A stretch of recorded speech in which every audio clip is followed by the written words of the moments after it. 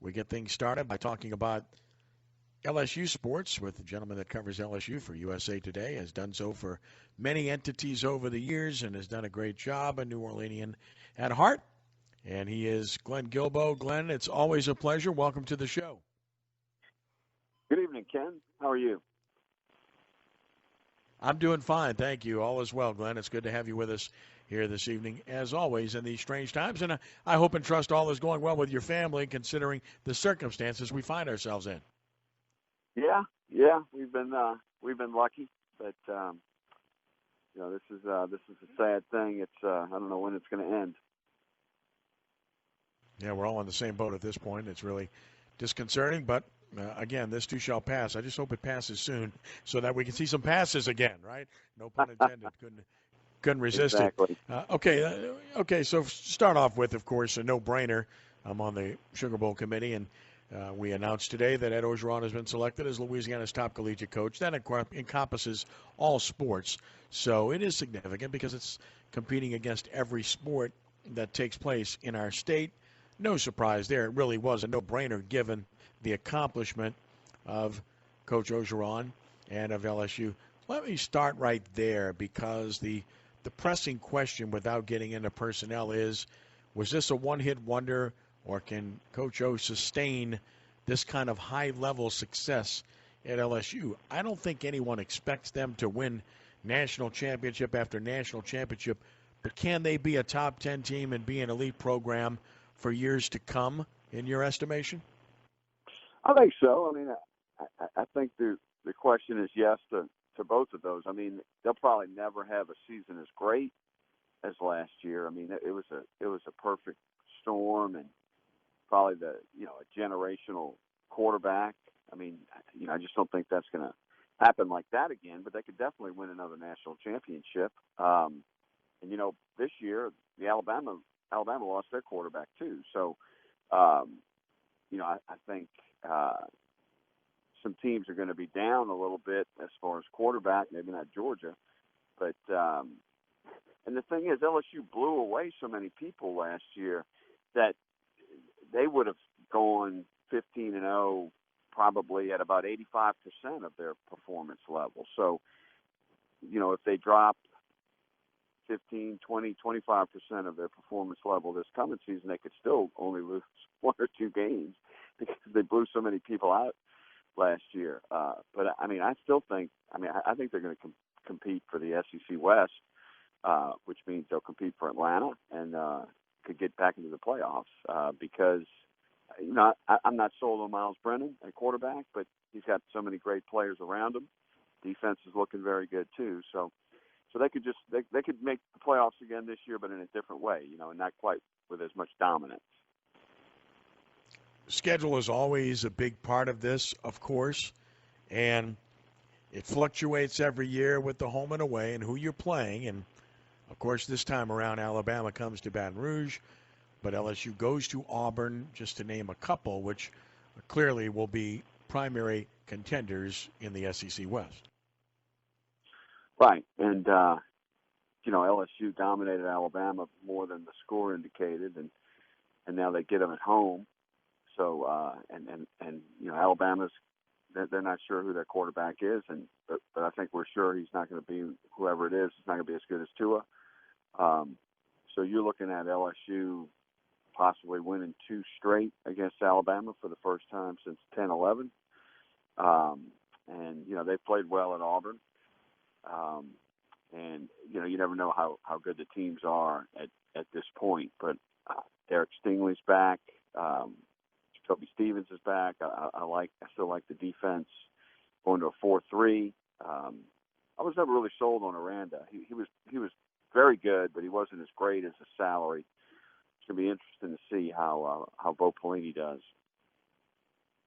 Well, Bo Pelini certainly has skins on the wall. I mean, this guy was a good head coach, and 2 different locales. Nebraska's never been anywhere close to where they were when he was there, and he did a great job at Youngstown. He's a proven head coach, and he's a proven defensive coordinator. I know that much has been made of the coaching changes and how much that's going to affect LSU, but I agree with you on the defensive side. I don't think there's there's going to be any real loss here, with all due respect to Aranda. Offensively, I think, is the bigger question. How much of it was Joe Brady? How much of it was Ensminger? And how much will Linehan be able to contribute to what they've done and try to maintain the kind of offensive approach that they utilized so well last year? Yeah, I mean, I think Ensminger didn't get as much credit as he deserved throughout the season. But then after Brady left, there's been kind of a little propaganda movement to say that, oh, well, Brady really didn't do much. I think Brady did a lot. I mean, and I think Ensminger adapted to Brady's offense and called the plays as well as anyone would have, even if he didn't develop the playbook. You could still call the plays, and he was very good at that, and I think he'll carry that through this year. But, I really wanted to see Brady return to see what he did with Miles Brennan, because I think the main reason they were really good on offense last year was Joe Burrow, and to a lesser degree Brady, and then to a lesser degree Ensminger. But, I've always been impressed with Ensminger. He's had pretty good offenses without a quarterback like Burrow. And people forget, too, it was Ensminger doing everything in that Fiesta Bowl at the end of the 2018 season. And that's really the first game they went to the spread. That was the first time they went to 5 receivers, and Burrow, almost threw for 400 yards in that game. So Ensminger can do that, too. Visiting with Glenn Guilbeau, talking about LSU football. We'll talk about basketball and baseball coming up as well. 260-1061. To join in the conversation, I look at this LSU team coming back. It's remarkable. You lose 14 guys to the draft, set a record. Others sign, and yet this is going to be a very good team. They have 3 running backs, all of whom I think bring unique skills to the table, and all of whom are good. And I think they'll be better this year. They have 2 elite receivers, one the best in the country, the other tall, talented, really good. And by the way, they have 2 or 3 other receivers that can be very good also on this roster. Their offensive line suffered losses, but they have some good players coming back as well. Their defensive line should be good, if not better. Their secondary, even losing Fulton and Delpit, who were high draft picks, are going to be really good back there. Linebackers athletic, even though they lose Queen and they lose Phillips. Again, maybe not, the immediate impact that you saw last year from some of these guys, but they're still going to be very good. And, oh, by the way, I want to add the kicking game, too. Atkins kicking off, Von Rosenberg punting, York place kicking, Stingley returning. They have a very good kicking game. So I guess all of that leads to one basic conclusion, and that is Miles Brennan. What's he bring to the table? If he doesn't have to be Joe Burrow, who's going to be, but he just has to be pretty good to good. And if he is, I think LSU not only is a top 10 team, but I agree with you. I think they absolutely contend for SEC honors and playoff honors. Yeah, I think they might be more of a running team this season, and maybe as the season goes on, he could develop into more of a passer. But I mean, you're looking at Jamar Chase, the number 1 receiver in the country next season, a first-round pick. Terrace Marshall's really never been healthy for a complete season yet, and he's shown flashes of being, as good as Justin Jefferson, who's gone, or maybe even Chase. Derek Stingley would be a first-round pick if he was a junior next year instead of a sophomore. Jacoby Stevens really had a better overall year than Grant Delpit, kind of a different type player, but Jacoby is a heck of a player. You don't have to worry as much on defense when they lose guys, because LSU seems to just grow defensive backs and linebackers and so forth, and they're able to replace those without much trouble. The offensive line has hasn't been great, but it's been pretty steady and improved over the last couple of years. So I'm thinking maybe the defense will be better than it was last year. The offense not so much, but good enough. I think it's a pretty good analysis overall. One other aspect, too, I wanted to ask you about is, I don't know if it's if it's pronounced or if it's possible, but it seems that considering the kind of season LSU had, one of the greatest seasons ever, if not the best season ever this past year, they're not getting any way, any shape or form, the kind of attention or respect that maybe defending champions have gotten in recent years. When you look at all the promos, when you see all the reviews and everything else, all you're seeing for 2020, Clemson, Alabama, Georgia, Ohio State, and maybe one or two others, and somehow LSU's not in the mix. It's almost as though, well, they graduated all those dudes, so they're not in that mix. Knowing LSU, knowing Orgeron, I wouldn't be surprised if he's using that. Do you think that there's a perceived lack of respect for LSU right now? Yeah, I haven't really noticed that. You may be right. Maybe it's because people are more concerned with whether we're going to have a season or what that season is going to look like. But I haven't really noticed anybody getting more than LSU. I think LSU fans tend to always think they're being disrespected, even when they're not sometimes. But I think it's probably understandable when you just consider how good Joe Burrow was, and now that he's gone, because he was an NFL quarterback playing among boys, particularly down the stretch last season, and Miles Brennan was not a major recruit coming out of high school, and he was okay at best when he did play. Now, that was a while back, so we'll see how he's developed and so forth. But that's probably what that's about. But if you look a little deeper, the team is very strong. Running back, as you mentioned, offensive line, receiver, defensive line. I really like the change to Bo Pelini.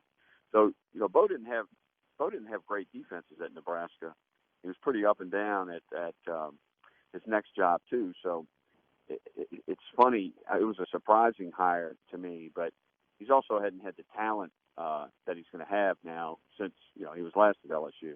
So it's going to be fun to watch what he does. And Ed, Ed likes his style, just like Ed liked Brady's style. So Ed has proven with some missteps early, he's proven to be really good at hiring coaches.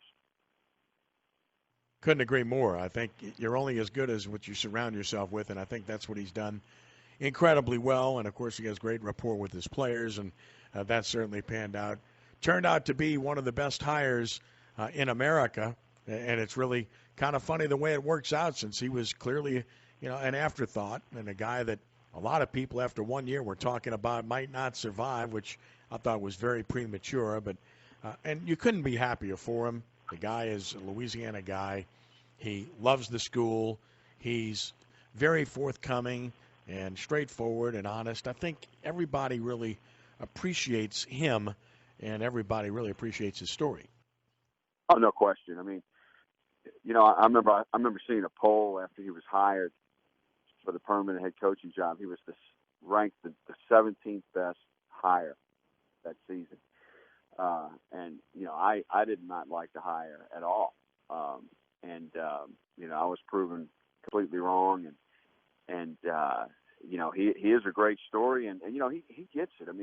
I like how he really understands the media. I'll never forget, it was after the semifinal game last year. He was on the field, and they were trying to see where he was going to be interviewed and everything. And some of the people that work at LSU were freaking out.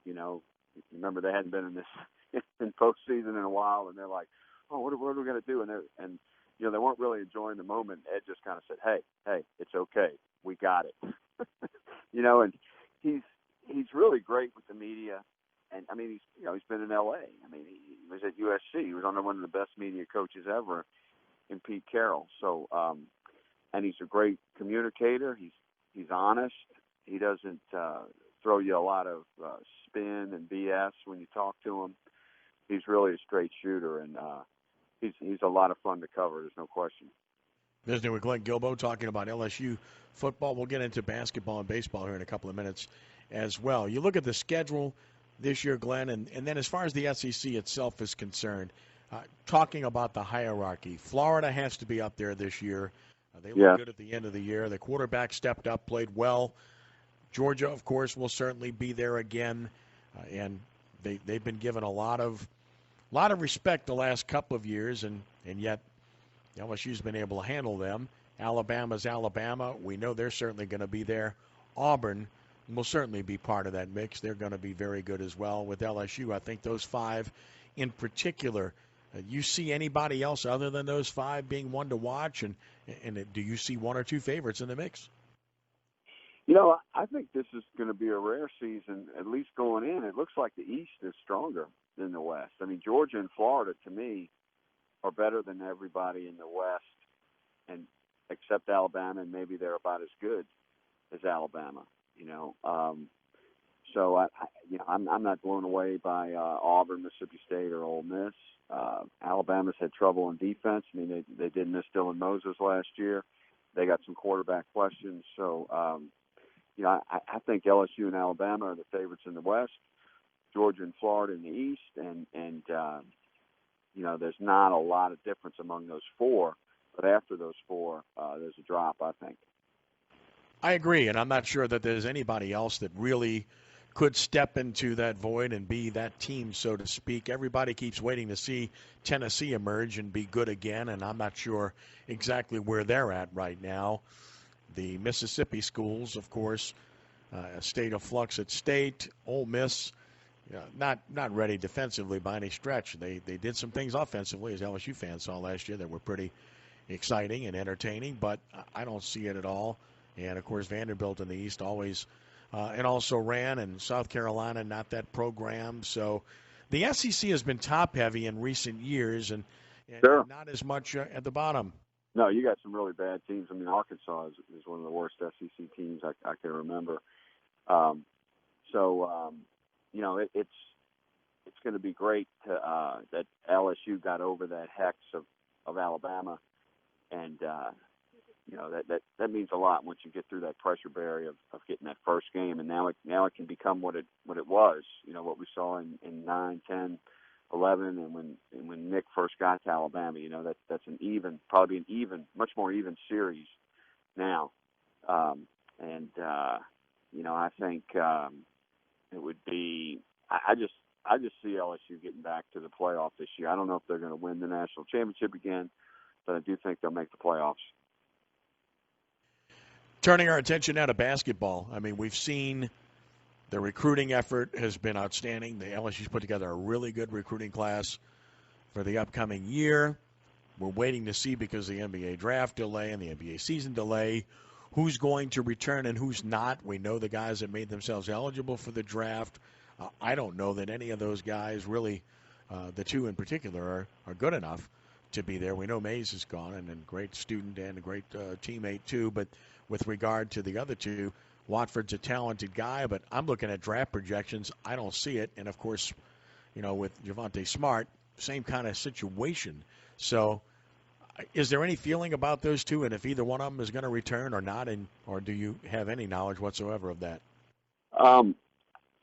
Just in general, I think they're not. It would be a mistake for them to go. I mean, they're not seen as a first round pick, though. You can't convince the players of that or their agents sometimes. But I think he's going to return. Maybe he'll lose one guy, who knows? But I don't think he will. I think he's going to return a very good team. The question is, though, I mean, sooner or later, at least I think, and other people think, they're going to get the official letter of violations. Maybe that will be soon. Maybe it'll be later. You have the top assistant coach who he hasn't left, but he's looking at a job at East Tennessee State. That's kind of strange. But they still are a program with a dark cloud around them.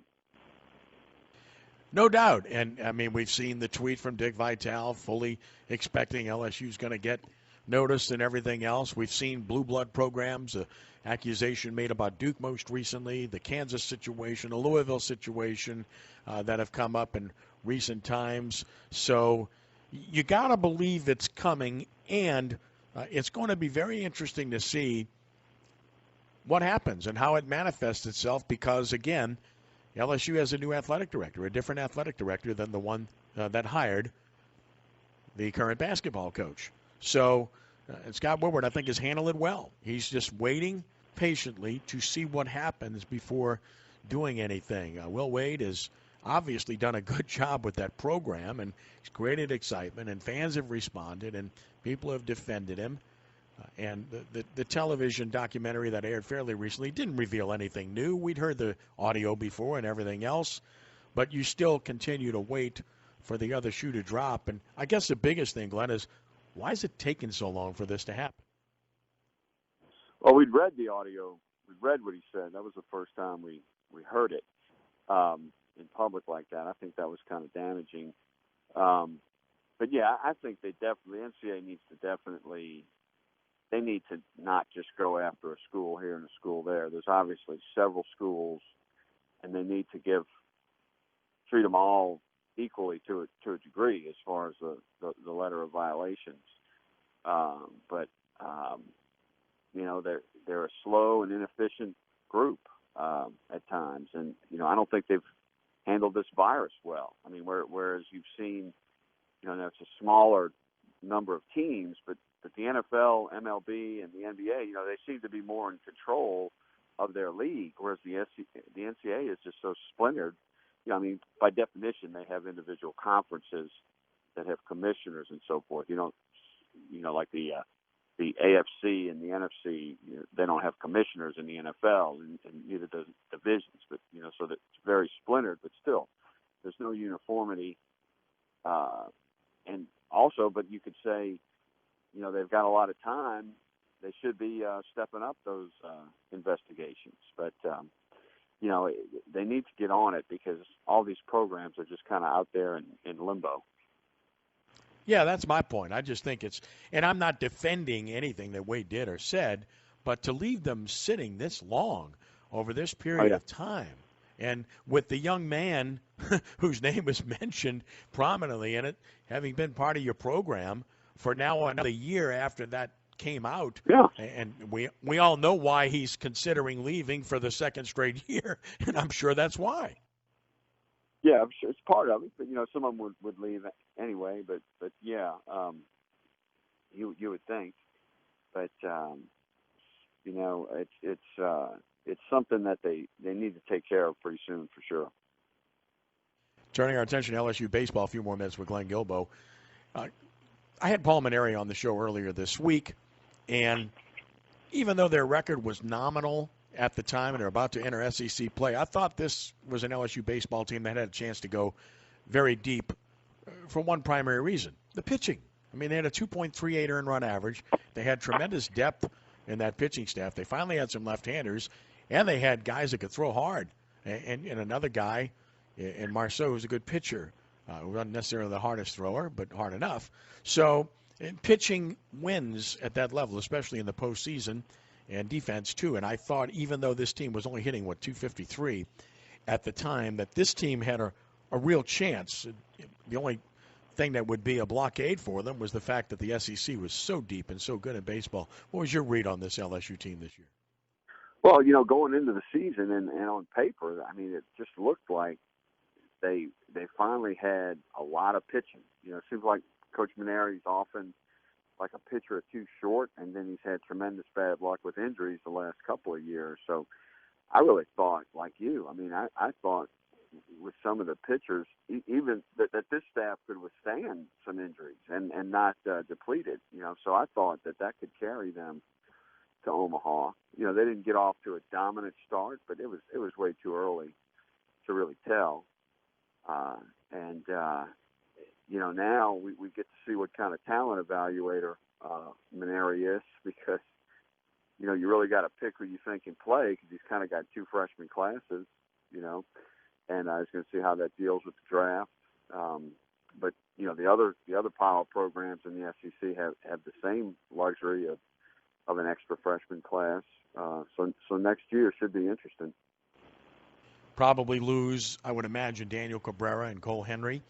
Good chance they'll keep virtually everybody else. And, of course, if they're signees, because of only 5 rounds in the draft, they might get a break there. They've got 2 seniors that can return, including Beck, who was just outstanding, didn't give up a run this year. So, on paper, it looks like they're going to have a very good team coming back next season. Yeah, maybe Cabrera won't be picked. Of course, he could still sign somewhere, but because there's a limited number of rounds, you might keep more guys for their senior season than in a normal year, so that they can have a whole season to go into a draft and maybe get up higher in the draft. I could see some players having that thought process because they kind of got gypped out of this season, so maybe they'll keep some that you wouldn't think. But he's Maneri's recruited consistently. He's always got a lot of talent. If his pitchers could stay healthy, I always think he has a chance for Omaha. I agree. I think they're going to be really good next year. The thing about it is with baseball, more than any other sport in the SEC, they just have there's so much talent in the SEC. There's so many good programs, so deep, and it's all about the money. You go look around the SEC in baseball, these facilities are fantastic facilities almost across the board. That's a big part of it, and that's the only thing about it is if you look at the top 20 teams in the country, probably 7 of them are SEC schools. That's just how good this league is in baseball. Yeah, and Vanderbilt and Florida, they are tough to recruit against.